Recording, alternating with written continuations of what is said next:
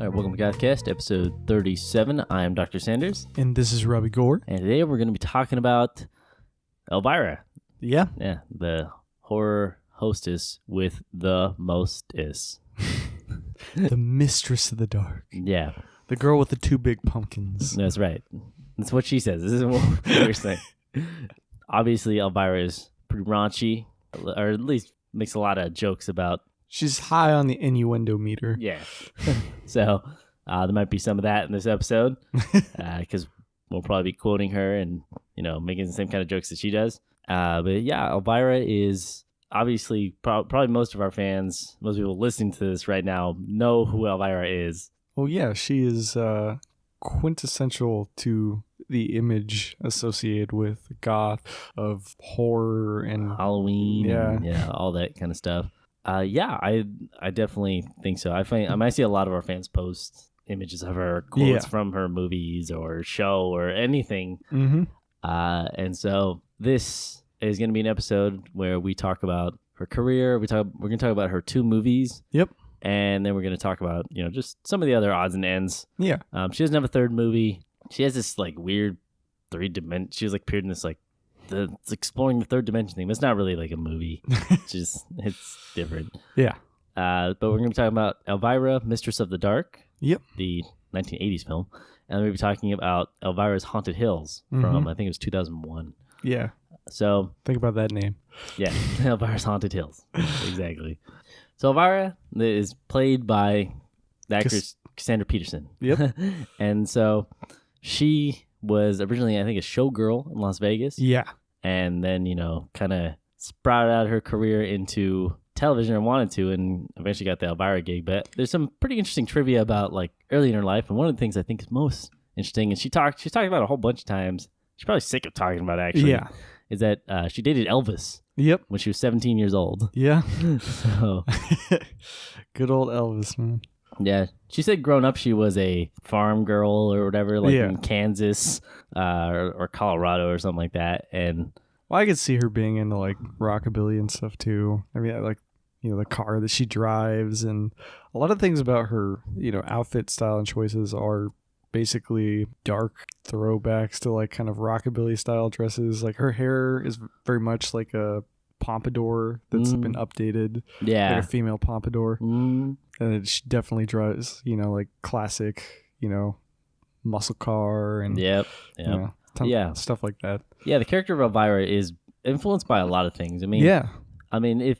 She pulls from a lot of different things. Yeah, of course, in the beginning of her career is pretty much a go-go dancer, showgirl, all this kind of stuff. But then kind of getting into Elvira, a station out in LA was looking for like a horror host to replace the original one. I think he had died. Yeah. He was kind of an outdated host too. Yeah. Very 70s. But yeah, she auditioned for it with kind of like a Valley Girl type character. Mm-hmm.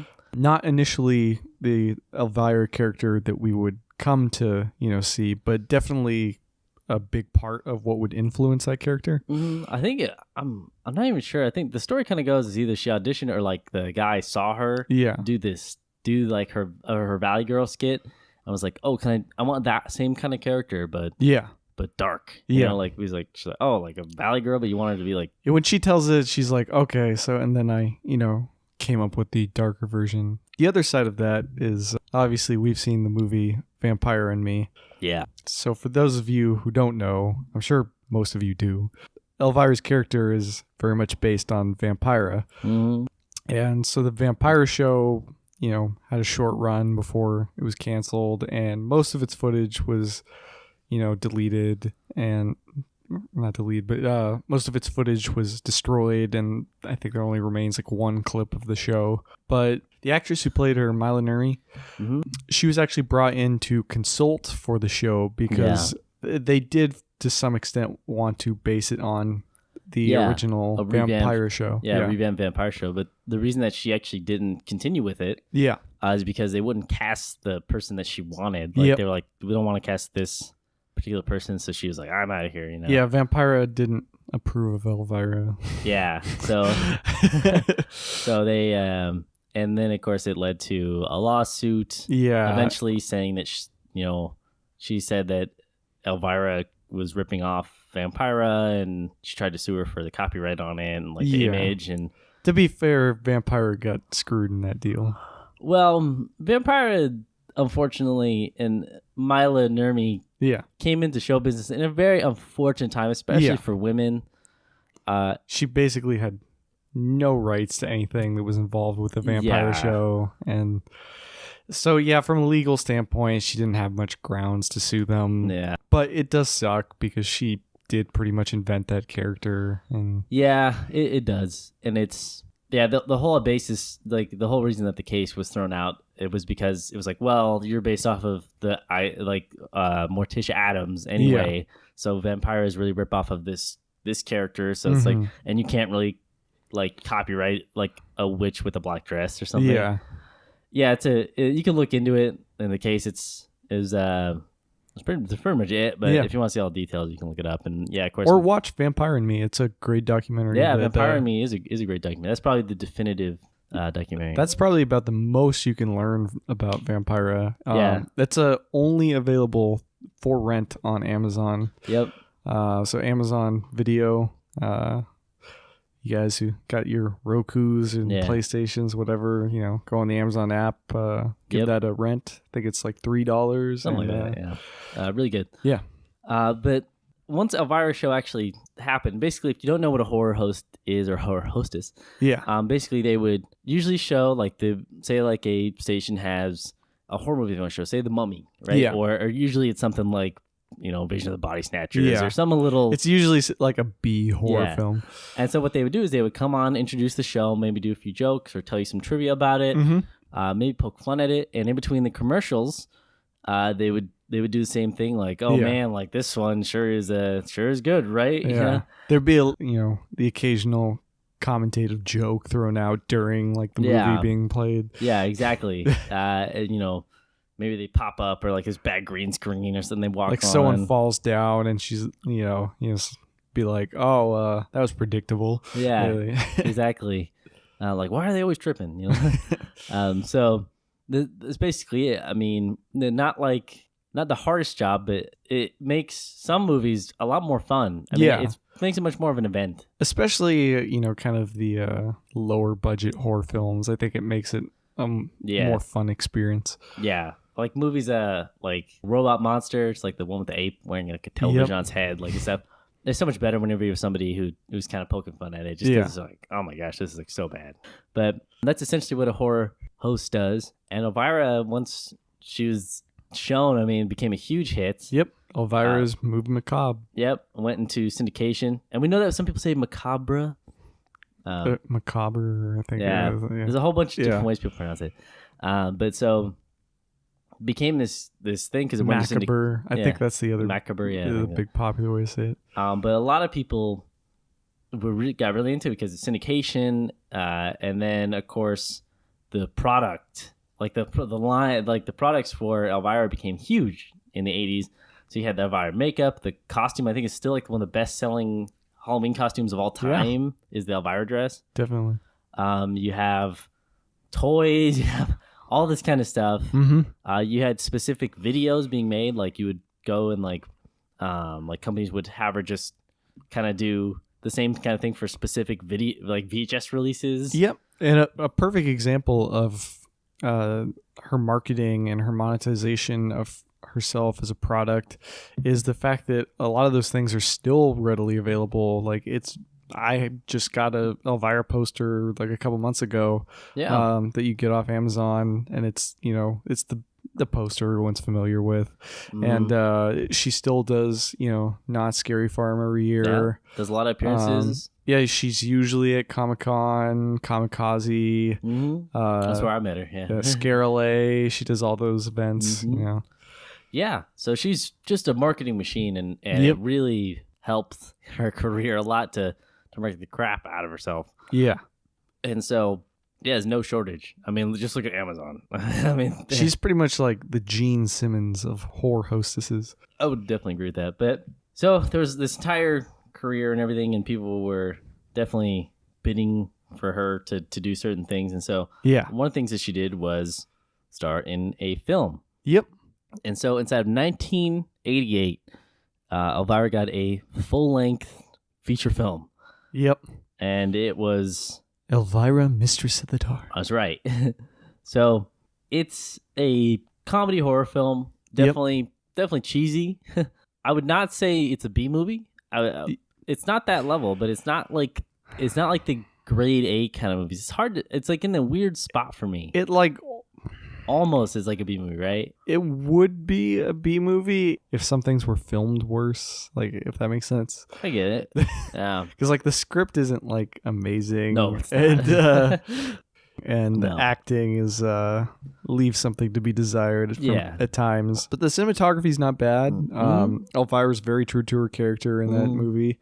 I think it's obviously what people are going in for, and probably the best part of the movie. Yeah, lots of innuendos, kind of bubbly Valley Girl hitting on lots of guys. It's very similar to her TV show that only got a pilot, actually. Yeah. And I mean, even has some ties as far as characters go, like her aunt. Like, yeah. We'll talk about that a little bit later. That's pretty interesting. But this movie it's okay. I mean, if we're gonna kind of get into it, it's not a terrible movie. Yeah, I would say the biggest problem with this movie is that it kind of requires you to be familiar with what Elvira is. Yeah. Because just going into it, I could just see... Yeah, if you don't know who Elvira is, a lot of things aren't explained. Like, it's not explained that she's a witch and, like... She's not really a... Oh, well, yeah, I guess...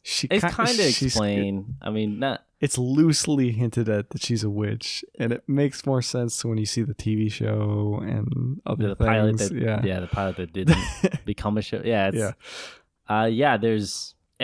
It tries to cram all that in the beginning, like she's a horror host and she's trying to go... Basically the plot they end up going with is like you said, like she's a horror host, but she quits that job to like do a Vegas show, which is kind of funny because it's like reverse of what she did. The base plot is that Elvira is the horror hostess and she quits after the network guy tries to bang her, basically tries to sexually harass her. He does grab her tits.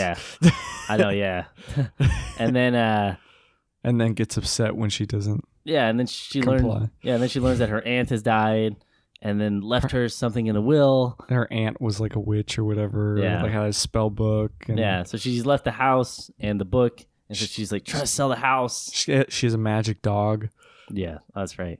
But yeah, she's trying to sell this house, and then she wants to sell the house so she can make enough money so that she can fund her Vegas act, basically. But then her uncle Vincent is trying to get her spell book, that her aunt has left her, very, very, persistently, for reasons that we find out actually very early on in the movie. It's like it's initially kind of introduced as like a recipe book. Yeah. And so she's like, "Oh, I don't care about the stupid recipe book." And and he's like, "Oh, good. Yes, Elvira."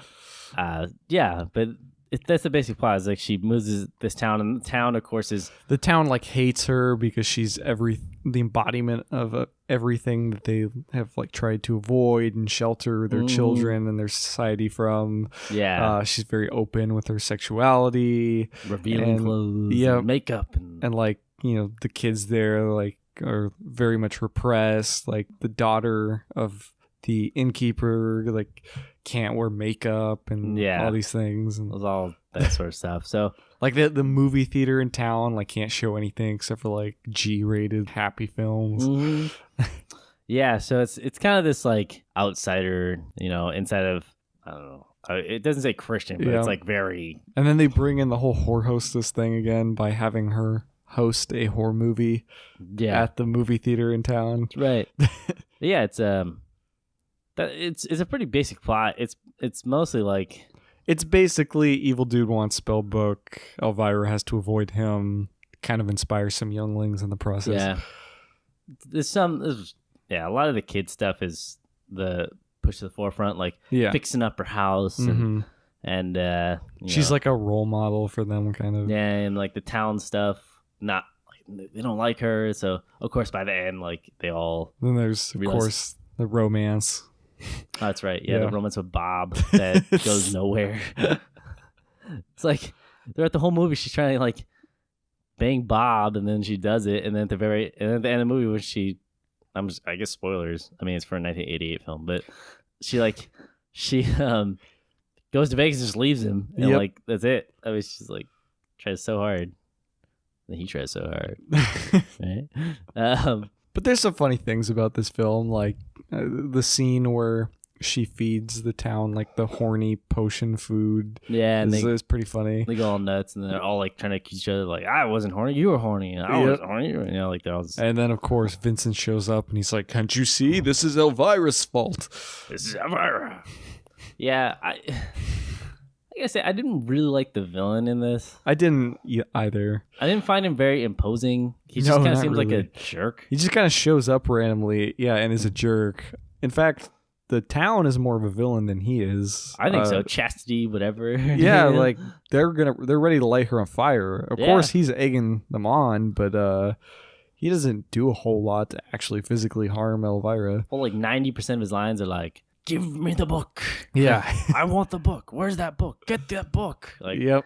That's so much of his lines that when he's like, you know, he's like the main villain. I think the most villainous thing he does is like break into her house looking for the book. It's not even him. He like sends his henchmen. Yeah, that's right. Yeah, and other than that, I mean, of course, there's just tons and tons of innuendo in this movie. Like, and that's where, you know, the movie shines really, because that's the Elvira character. Yeah. And I think, I don't know, I mean, it's hard to say because I almost would have liked it if there was an Elvira movie where she was less out of her element. Like, yeah. And I get that, like, you know, the whole thing is supposed to be like, oh, like, she's supposed to shock all these people. I almost would have liked it if there's more like, Elvira hanging out with like creepy people or something like that would have been cooler for me. Well, that's why I don't know. It's something we're going to talk about more when we get to the second one. The pilot. The pilot. Oh, yeah. Yeah, I just kind of wish she had more of like a companion. And, no, I definitely agree with that. Yeah, and while the kids are like cool, I mean, I don't really, like, I don't know. I'm not really, let me put it this way. I'm not the biggest fan of the Goonies. I don't really care about kids in movies. Like, they don't really, like, I never was able to see myself. And they kind of like, oh man, kids are getting those adults, you know. I was always just like, whatever. Like, there's very few movies that I'm a fan of that follow that kind of plot. Yeah. But you know, I'm not necessarily opposed to those films. There's a couple that I do appreciate. You know, none of them seem to really come to mind at the moment, except for like the TV show Stranger Things. Oh, okay. I was able to relate to those children. That's a good show. It is. Awesome it's amazing soundtrack. Yeah. Oh, soundtrack. Oh, so good. But yeah, I gotta say, like, I've watched this with people who are not fans of Elvira, and they always just zone out. Like, yeah, if you're not a fan of Elvira, you're probably not going to like the show. I mean, the movie. Yeah, this movie. It's a very, I don't know. It just requires a little bit more because it's not, like I said, it's not like, it's almost like B movie territory. It's just shot a little better than B movies, and the audio and stuff is really good, but.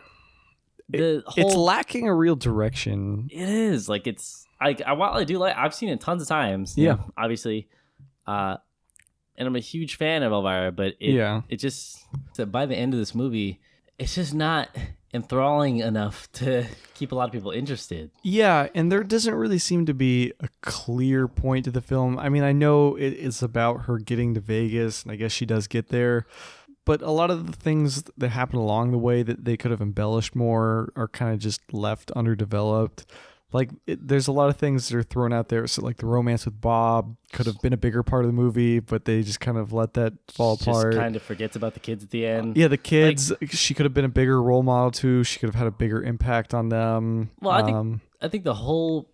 what it seems like the point of the movie throughout it is going to be is like, oh, in the end, she's accepted. She kind of stays there, you know, kind of like is like, oh, you know, like, oh, here, this is what I needed, you know? Or at least that she would leave some imprint on the town, which it doesn't seem like she really did. Yeah, it just seems like at the end she's like, I got the money for the show. Bye. You know, like, which I guess is fitting with her character. Yeah, I know, but for film, it's kind of I don't know how to say it. It's kind of like a anticlimactic. Yeah, like I almost would have expected her after like all the work of getting the spell book back to like, I don't know, maybe embrace her, you know, aunt's witchcraft and I don't know. Yeah, so it's just that's what I see as a real problem. Also, I want to say the music in this is so freaking 80s. It's crazy. It is amazing in the worst way. Yeah. It has like almost like Lethal Weapon level of like blues. Liam Rock is like, they like. The opening's like super like 80s hair metal. Yeah. And then like when she walks into the inn, it's like they take a look at her and it goes, like way bar guitars and like. It's just so over the top 80s. It's like the hard rock version of the Saved by the Bell soundtrack. Don't know what that is, but yeah, sure. I never watched that show.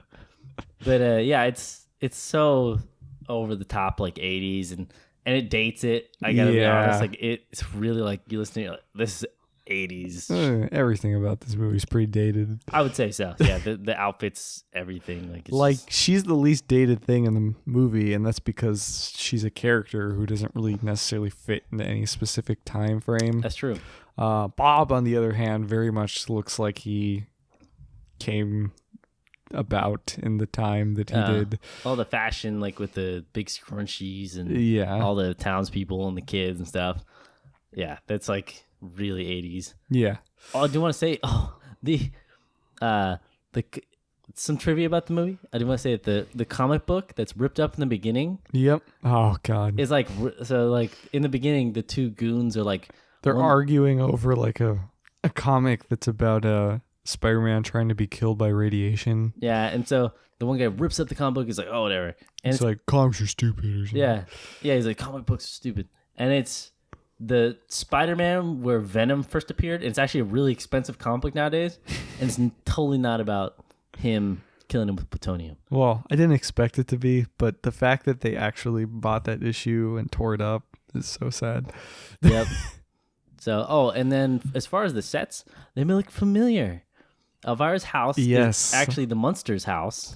Yeah, and they also used the courthouse square from Back to the Future. Yeah. I noticed that one very quickly. So I'm a big fan of Back to the Future. Yeah, so a lot of it looks like Back to the Future when she's driving around. And it's pretty funny. So very, a lot of stuff does look a lot like sets. Yeah. I mean, I gotta be honest. A lot of stuff just screams like this is a set. This is very like, but it is also supposed to be like a parody of Americana. I think she would like that it screams. That's true. But yeah, Elvira, Mr. Stark, I can recommend it for Elvira fans. Yeah, that's kind of how I would pose this, is that if you're really into Elvira, I would recommend you watch it. But if you're not an Elvira fan, I don't think you're really going to get it or really care about it. Yeah, like if you're going into somebody who has zero introduction to Elvira. Or like zero fan appreciation. This is going to be a tough sell because it does get kind of boring. I mean, I got to be honest, about 3/4 of the way through it gets boring. Well, like the only reason I watched it was because it was the Elvira movie. Yeah, exactly. So you can find it a lot of different ways on like it jumps around on all the streaming services. Like sometimes on Hulu, sometimes it's on Netflix. And actually, one of the easiest ways to find it is on YouTube. It is pretty much always on YouTube without ever being taken down. That's weird. Yeah. Huh. So you can find it that way. Also, Elvira, the car that's in the movie, Elvira still drives that for personal appearances. Yeah, which, by the way, is an awesome car. I know, it's an awesome car. I bet it's a pain to drive, but it's really cool. I would drive that every day of my life. Elvira's Mistress Dark, just take a look if you're an Elvira fan. Be aware if you're not that it's probably going to be kind of boring if you're not into innuendos and yeah. So that's it.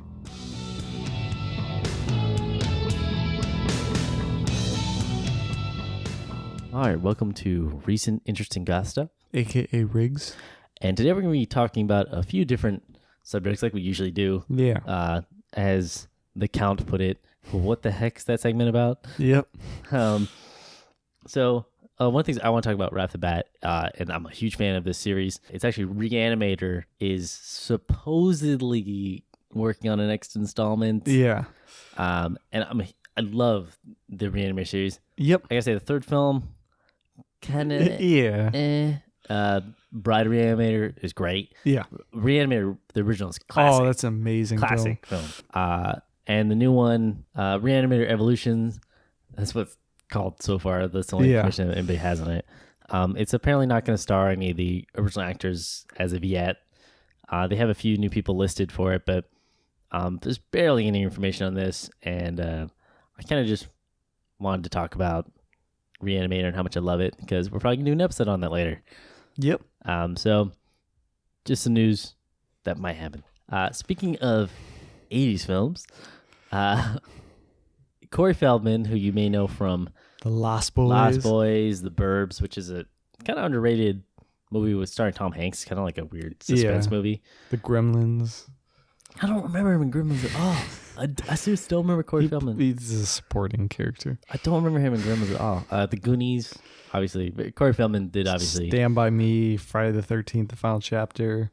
He is the voice of Young Copper and Fox and the Hound. Yeah, so obviously he's very super 80s. And of course he was in a lot of movies with the other Corey Haim, who was unfortunately passed away of his drug addiction.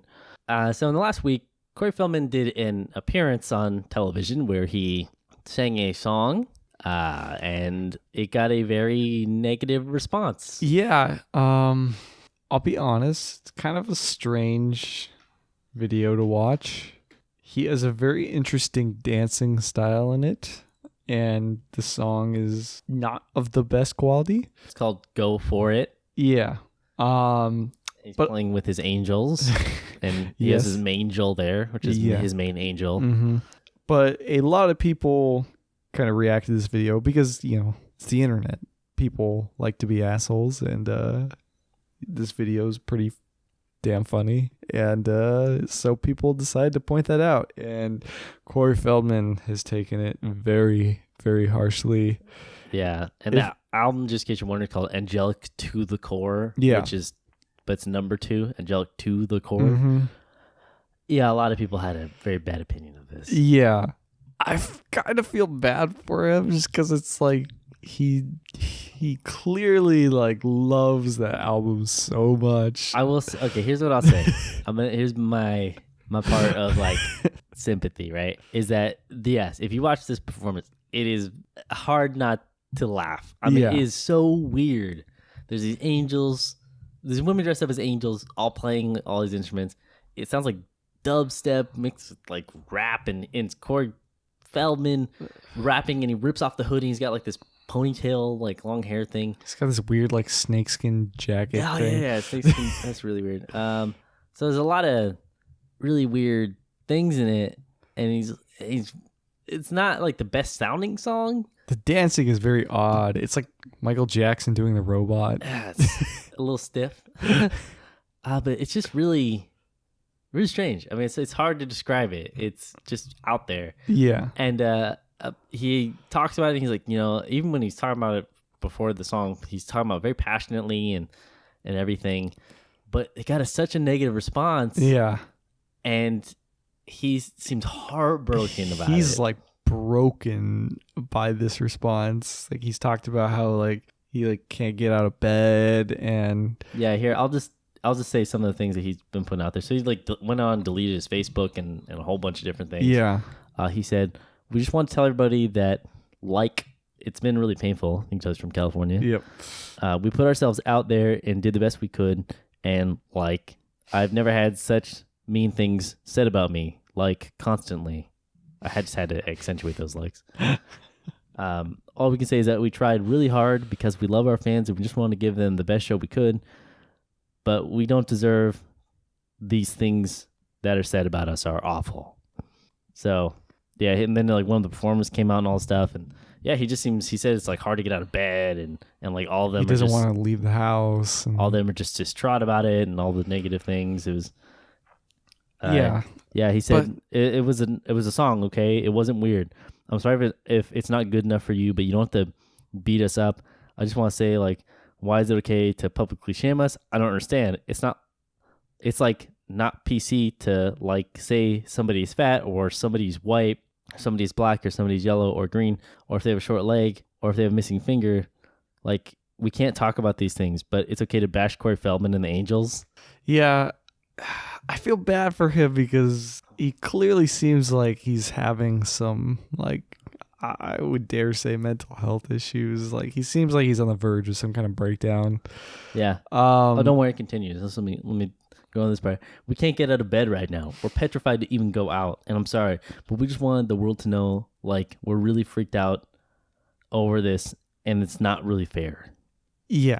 Like I said, kind of feel bad for him. The other side of that is that how deluded is Corey Feldman that he does not understand the world that we live in. Like, you put something out there, like, if people don't like it, they're going to fucking tear you apart. In today's world, brother? Are you really?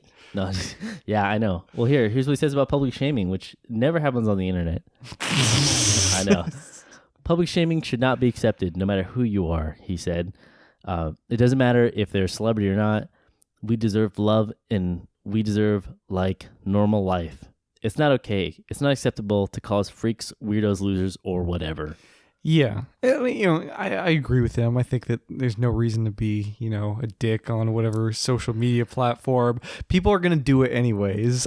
It's just going to happen. I know. I feel like I don't know. It feels like the first time he's ever put anything on the internet. Yeah. I mean, he's like, somebody's calling me weird. Well, this is my thing with it. Like, yeah, I agree. People should be shamed, and like, people don't need to be dicks about it. You can offer constructive criticism, but that's just not realistic. It's not going to happen because people are dicks, and they're going to be dicks. And I don't know, Corey Feldman, if you want to work in the entertainment industry, I think you need to grow thicker skin. Well, it's so weird because he's been in it he's 45 years old, and he's been in movies since he was a kid. Yeah, but I guess it's always kind of the back yeah. of those films. Well, he was like but I guess since the internet, he's not really like an internet star. Like he doesn't deal with. I mean, I guess the idea of being like, instead of it being like, oh, like scrolling down and being like, oh, the melody should have had some work. All anybody's gonna say is sucks. Corey Feldman's a piece of shit. No, he deserves to die. Why don't he kill himself? Yeah. And it's just like this. It's internet. A harsh thing to read. So if he doesn't understand it, then I could see why he'd react that way. But he's got to figure that out. I know, it sucks. I feel really bad for him, man. It seems like nobody wants to feel that way. Like, something that they spent so much time, something that feels so personal to them, and something that like they put out there and was like really excited about it. Like I can understand that being crushed feeling. It just sucks that like with the internet, unfortunately, you kind of just have to do it for yourself. And that's what anything should be done for. Is like, if you like love it, then that's all that matters. But he just seems so distraught over the fact that the internet did not like his song. And it was out there. He did something that was like really weird, and just it sucks, but it's the internet. So I don't know. He clearly doesn't get how the internet works.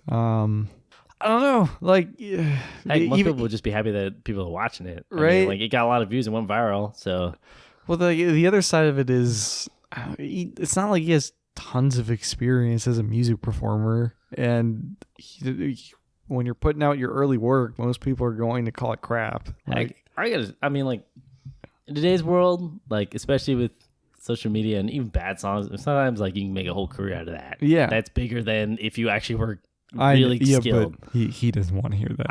I know he doesn't. I know it's not what he wants to hear, but that is true. I mean, sometimes like you can make a whole career out of just being a really weird song guy. Yeah, like, that's really not technically very good.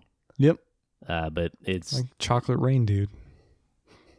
Oh yeah, Days on Day. Old reference. Yeah, that's way old. That's like 10 years old. That's crazy. Rebecca Black. She did like other songs. She made a ton of money off of that, I'm sure. You can talk about that. Yeah. But yeah, it sucks. Like I feel bad for him, and I watched the song.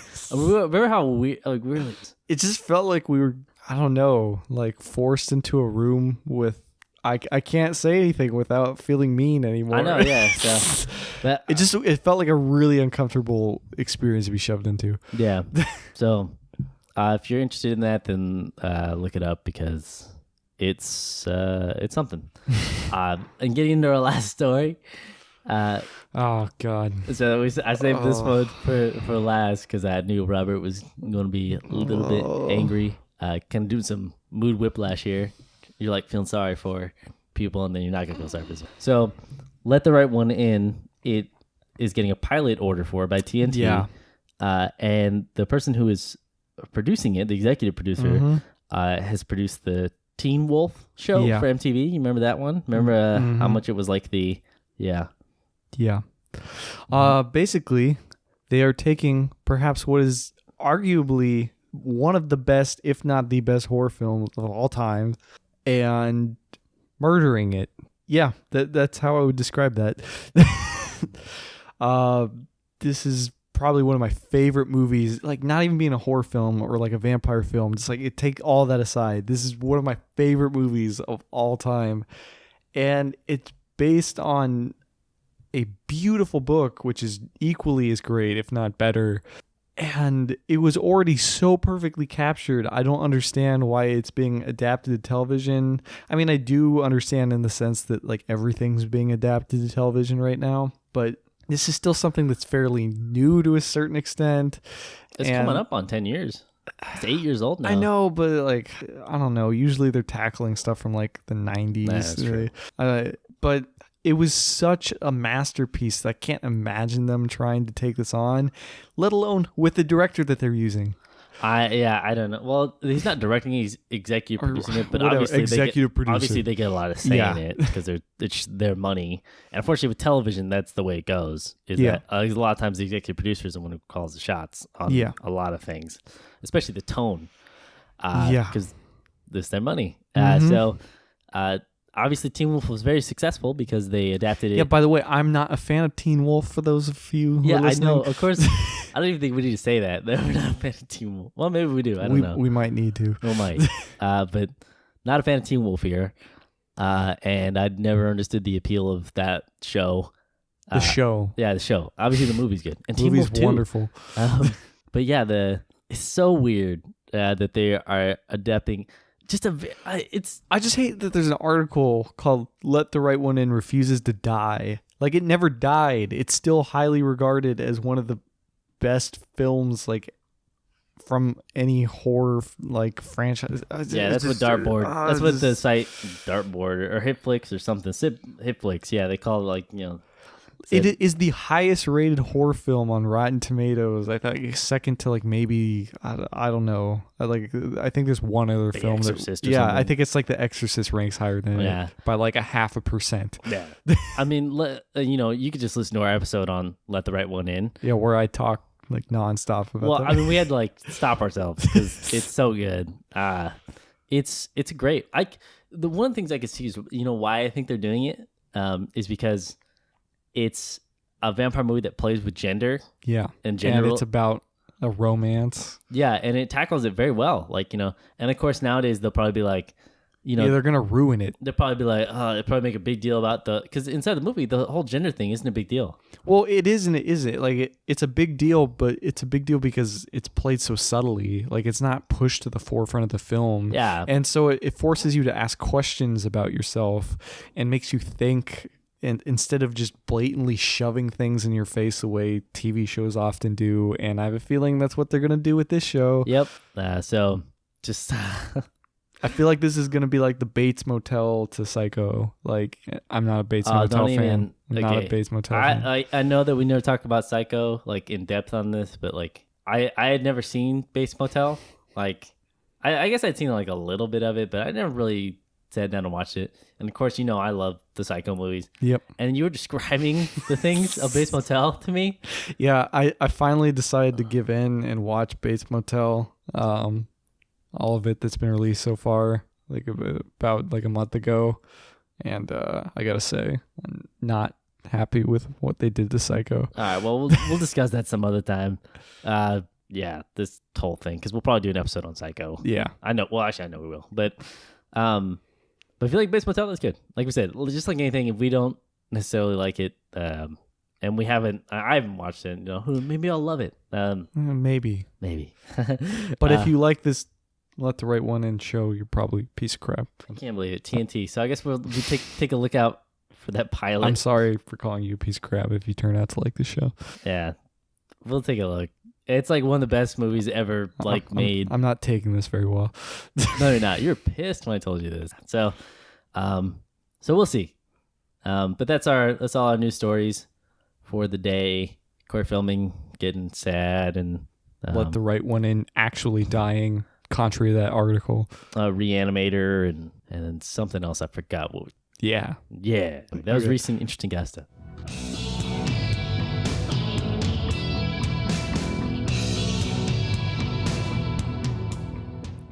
Okay, so now we're going to be talking about the follow-up movie. Not really follow-up. Yeah. It's called Elvira's Haunted Hills and was released in 2001. Yeah. And it's not about what you might think. Well, in some ways it is. Some ways it's about what you think. Elvira's Haunted Hills was a different kind of production, right? It was a much lower budget, 1.5 million. Yeah. Whereas the other one, I think, had like 7.5 or 8 million. Yeah. It was This basically one studio backed. falls more into B-movie territory. Yeah, this was really a low production. I think they found some funding for it, but it was written by them. It was written by Elvira, and I think it was her husband or something. Yeah. And of course she stars in it, and you could tell it's a little bit lower budget in some ways. And in some ways it kind of works for it because it is very much like a throwback to low budget horror films, like Hammer horror films. Definitely Hammer horror films. Yeah. It's supremely like a Hammer horror films also mixed like with Vincent Price movies. Yeah, the Edgar Allan Poe films from the 60s. Yep. So Pit and the Pendulum, House of Usher, even a little bit of Black Cat is The in Mask. there. Oh yeah, definitely the Black Cat. Yeah. Like from the Tales of Terror. Yep. One, The Mask of Red Death. Yeah. So it has all these influences, almost like a parody of a Hammer horror film, I would say. Yeah. But this one, honestly, I gotta say, this one had way more of a miss for me than it was a hit. Yeah, it was very hard to pay attention to, which was strange because I think the characters in it were more interesting in a lot of ways. But I think the script really suffered. It was a big part of the problem. And the story just didn't really have anything climactic about it. Yeah, it's supposed to be... Okay, so obviously the other one was much more realistic, took place in the 80s. Yeah. This one takes place in 1851. Yeah, somehow is in 1851. And Elvira's just like the same. Like she still has makeup and she makes a lot of like modern jokes. If you think that the last movie had a lot of innuendos, get prepared for Innuendo Town in this movie.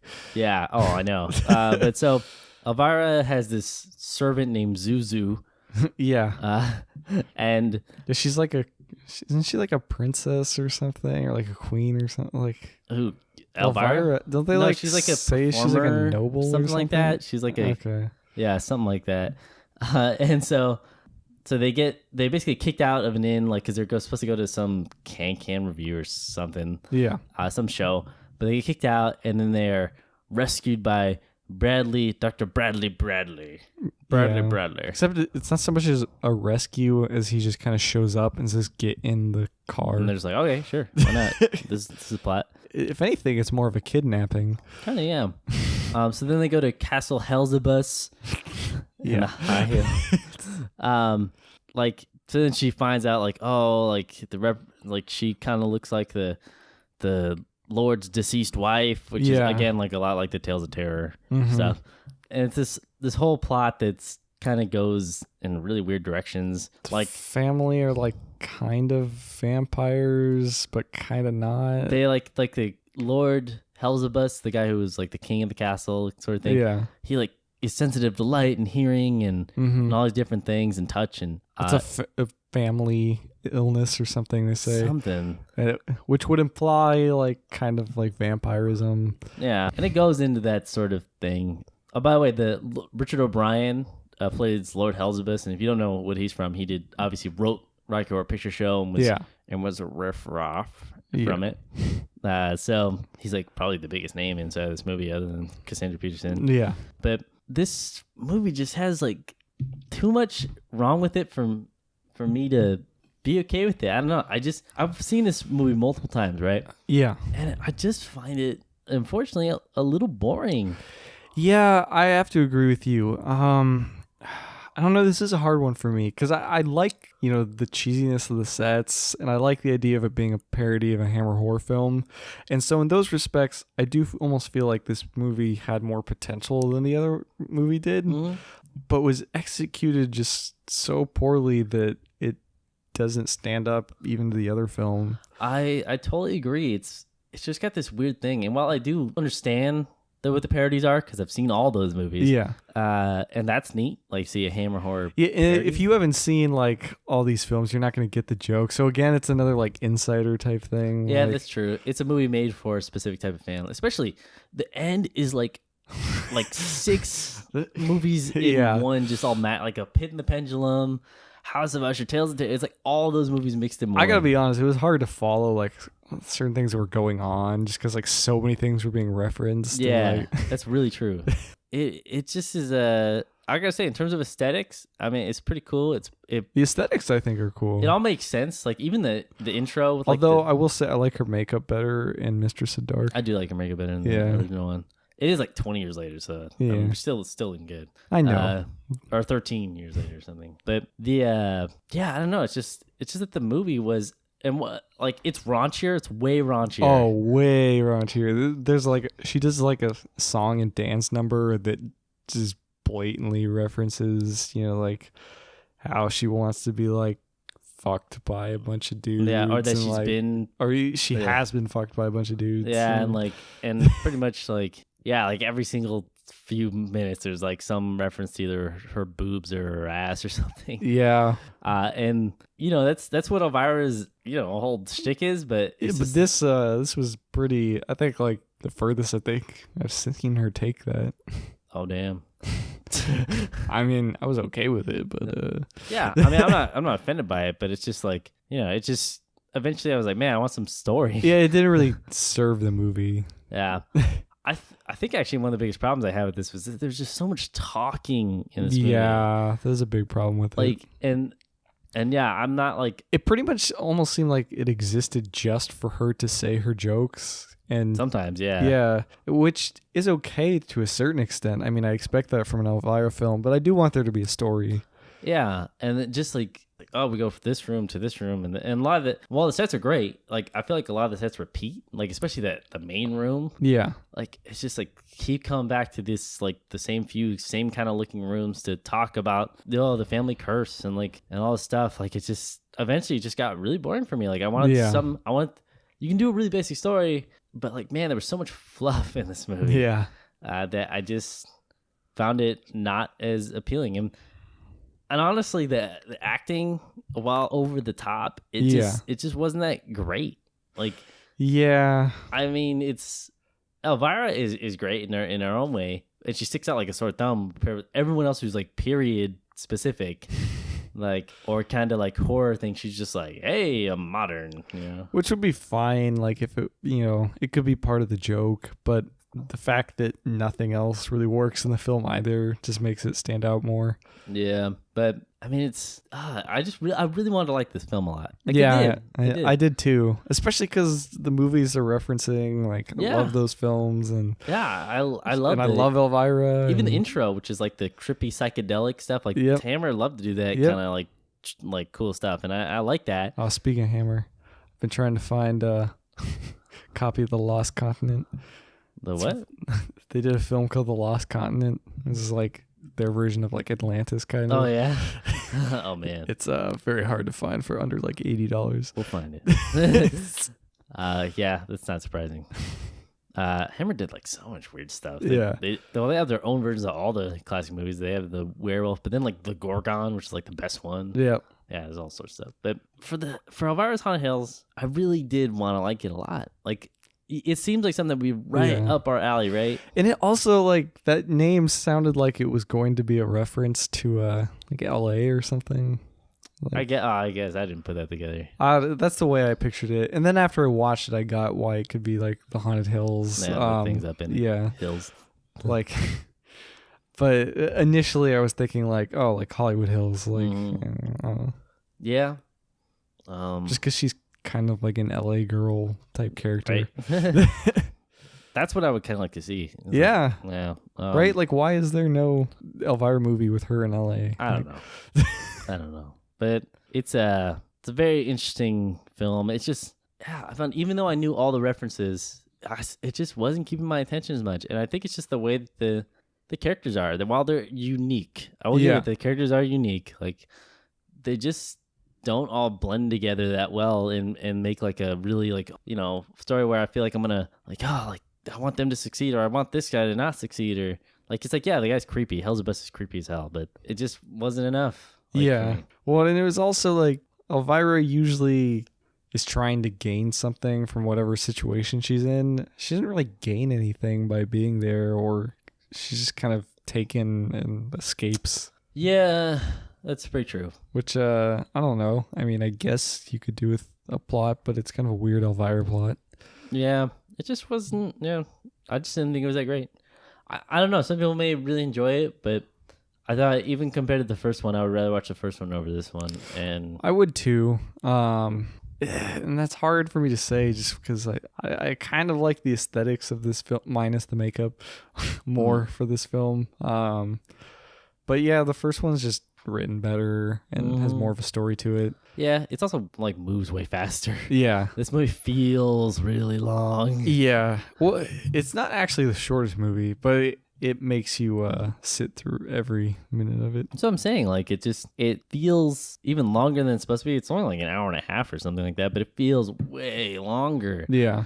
And it wasn't that exciting. I don't know. And I'm sorry this is like your favorite movie or something like that. Yeah. But, and by the way, we were huge Elvira fans. Oh, gigantic. Yeah. I've seen her in person. I have a 36 by 42 poster of her in my room. Yeah. It's like, we're definitely Elvira fans. It's just that, like, for this film, I just didn't think it was super fantastic. Yep. Yeah.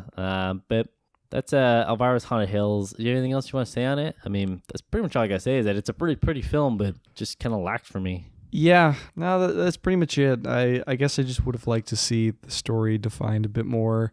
If it was going to be a parody of a horror film, I think they could have narrowed it down to one or two things to really focus on. It almost kind of has the same problems that the other film had, but more so. Like, it's more all over the place than the last film was. Which is weird. Yeah. But yeah, it was just kind of disappointing. Yeah, so...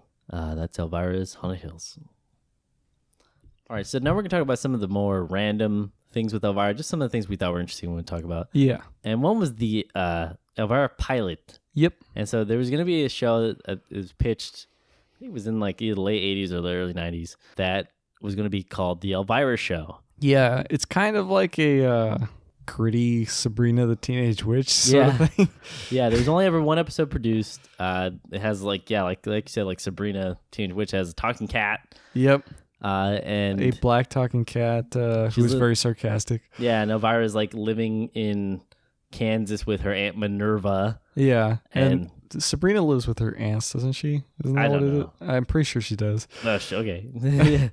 I'm willing to make that assumption. I'll let you I'll verify just to be sure. But so and then her like niece shows up, Paige, who she hasn't seen ever.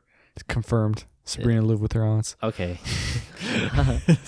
And then there's all sorts of hijinks, like she's a fortune teller and she's like a snake oil salesman fortune teller, except her potions kind of work. Yeah, that's really weird. Yeah. But her and her aunt are witches, and so is her niece. And this guy comes to visit her who happens to be an undercover cop. And, of course, he is very much a Bob type character. Yeah. So she's a handsome guy that she likes and everything. Yep. And it's a very... spends a lot of the movie trying to bang... A lot of the episode trying to bang him. Yeah. But it's...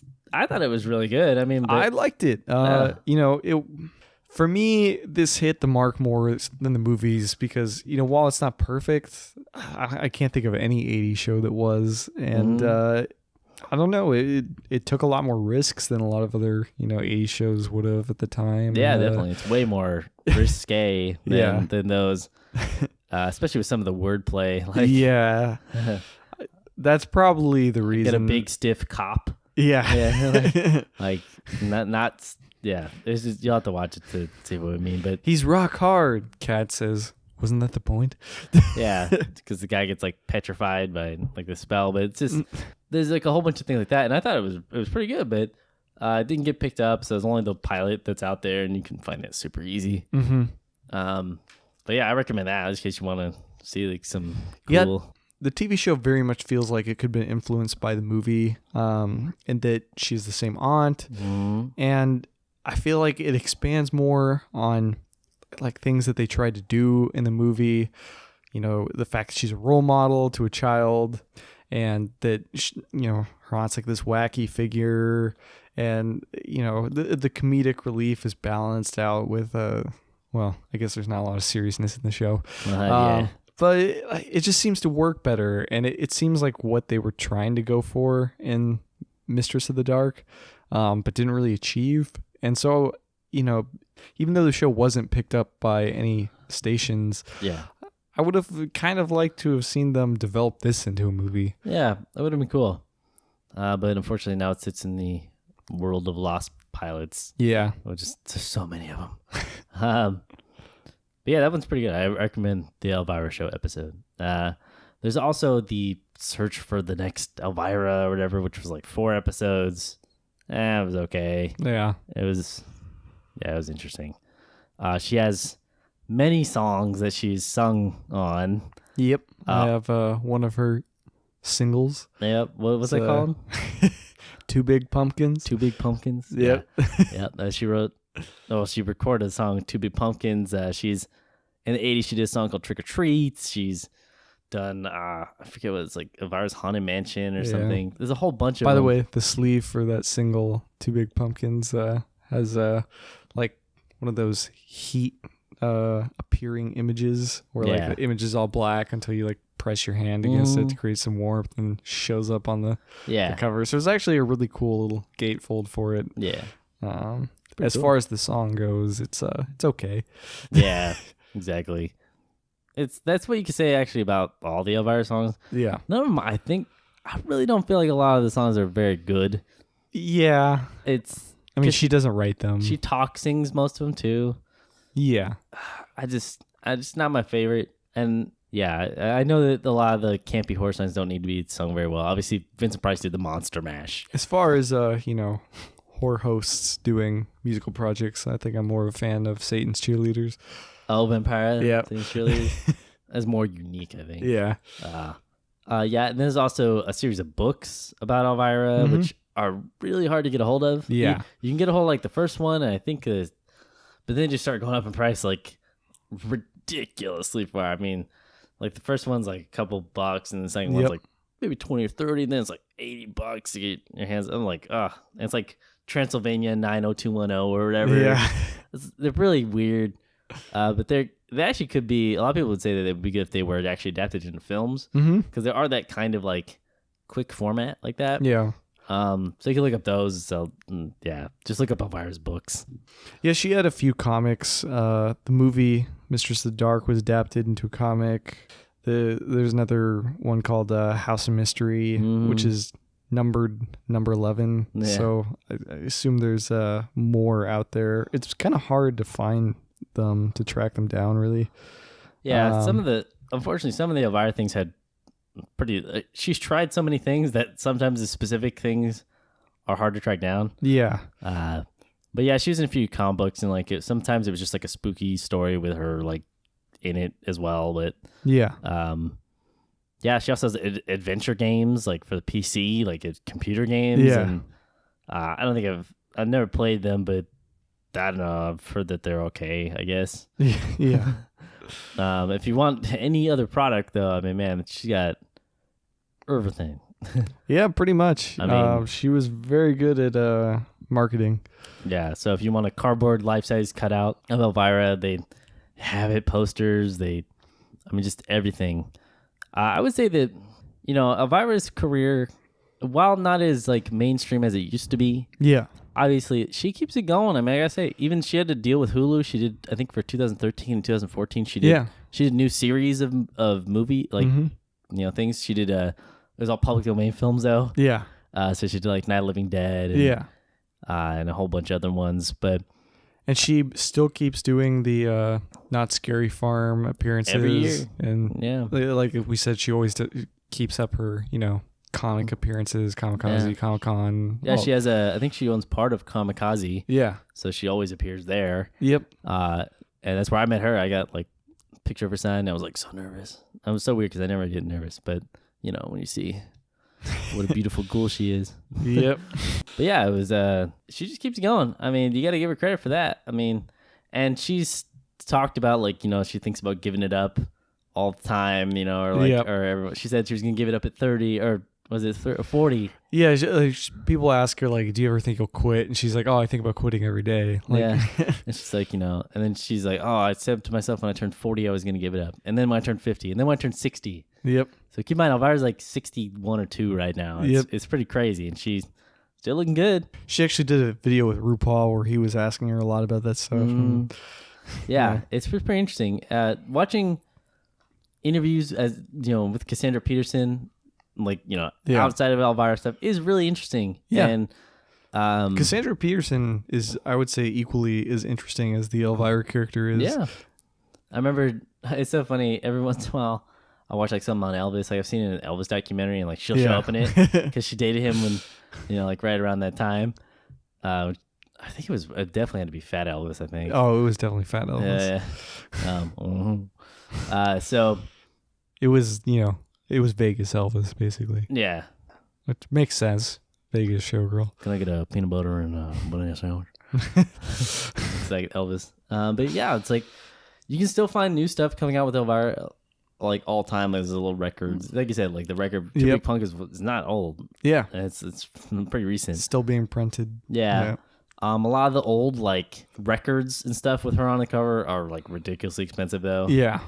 So yeah, I mean, there's just a million ways to enjoy Elvira. And we thought we'd take a look at the main ones, which obviously today, because the show isn't really on the air anymore, is the films, the 2 films. And I hope you didn't think our opinions were too harsh because we are gigantic fans of Elvira. Yeah, we pretty much watch anything that's Elvira related. Well, you got to check to see if it's good, right? Yeah. And yeah, we get it. Like some people don't like her just because she is so raunchy. Like, I definitely understand it. Some people are just like, a vampire is way better because she's not as raunchy. But unfortunately, there's not as much Elvira that you can watch. I mean, vampire. Yeah. There's not as much vampire that you can watch. Yeah. Which is very unfortunate. Yeah. Vampire is a very intriguing character, very mysterious, very interesting. In fact, if we can gather enough information, we'll probably do an episode on her at some point. Yeah, it's just.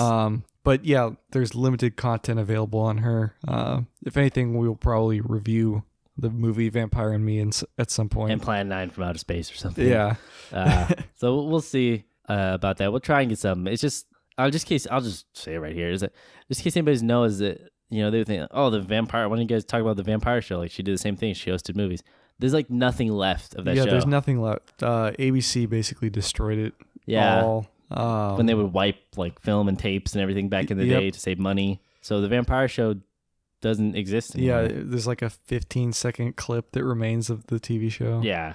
So if that's what you're wondering why we haven't covered Vampira already, it's because of that. Yeah, in fact, I think the biggest source for information and clips from the show that remains is the documentary Vampire and Me. Yeah, because that guy just like was really adamant about tracking stuff down. Well, and he like basically borderline like kind of like became her best friend in the process of filming that documentary. Yeah, but that's for a whole different day. Yeah. So we hope you've enjoyed this talk about Elvira and our take on the Mistress of the Dark. But this has been GothCast episode 37. I am Dr. Sanders. And I'm Robbie Gore. And of course, GothCast is brought to you in part by The Belfry. Your place for anything spooky and gothic, whether you're new to the community or a veteran alike. There's plenty to find, whether it be podcasts, YouTube channels, or blogs. The Belfry has it all. And you can find it at www.thebelfry, that's THEBELFRY.RIP. And of course, we got to plug social media. I would say one of the best ways to find out everything we're doing and we're involved with pretty much with all our social media is our website, which is gothcastradio.com. No www, because why would we do that? No, it's just gothcast and radio, all one word.com. And so it has links to our Instagram. But if you're looking for any of these specifically, you can go to Facebook. Yep, just GothCast. Instagram. Just GothCast. Tumblr. Just GothCast. Twitter. That one. Underscore GothCast underscore. Yep. Why would somebody? Never mind. Our YouTube channel is GothCast space video. Yeah, and I'm doing a lot of videos on there. Yeah, we're really trying to ramp up the video content currently. Yeah. So we've been filming a lot. You can just type in GothCast on YouTube and it'll say GothCast video, and you'll see Dr. Sanders there being all. Yeah, and then Dr. you can like Sanders us and dislike all the other people whose name their channels GothCast. That's a whole different subject. Yeah, I hope you've enjoyed this, and make sure to stay spooky.